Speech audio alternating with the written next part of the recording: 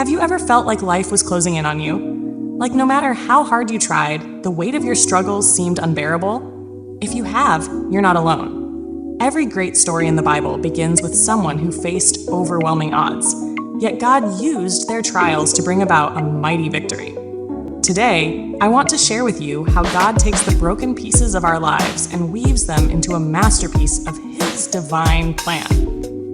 Imagine being a young boy like Joseph, loved by your father but hated by your brothers. One day, they strip you of everything you have, throw you into a pit, and sell you off as a slave. That was Joseph's reality. Years passed, and things seemed to go from bad to worse. But even in the darkness of prison, Joseph never stopped trusting God. I wonder how often Joseph must have questioned God's plan. Maybe he asked, "Why me, Lord? Why this?" But Joseph held on to one truth: God was with him. And when the time was right, God lifted him from the depths of despair and made him ruler over Egypt. Joseph's story teaches us something profound. The pit is not the end of the story. It's the beginning of a process.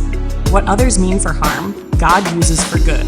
If you're in a pit today, hold on. God's plan is still unfolding, and His purpose for you is greater than you can imagine. Let's move to another story, the Apostle Paul.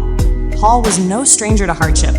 He once spoke of a thorn in the flesh, something that caused him great pain and weakness. 3 times he begged God to take it away, but God's answer was unexpected. "My grace is sufficient for you, for my power is made perfect in weakness." Can you imagine that? God didn't remove Paul's struggle, but promised to work through it. Paul came to understand something remarkable. Our weaknesses aren't limitations. They're opportunities for God to show His strength. Maybe you've been praying for God to take away a struggle in your life. Perhaps His answer to you is the same: "My grace is sufficient for you." Whatever you're facing, know this: God's power shines brightest through our brokenness. As I close, let me leave you with this. No matter what you're facing today, God's plan for your life is good. He is working all things together for your good and His glory.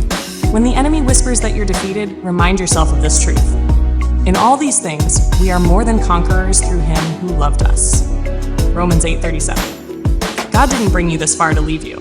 Trust Him, walk in faith, and watch Him turn every trial into a testimony of His greatness. The victory is already yours. You just need to rise above and claim it.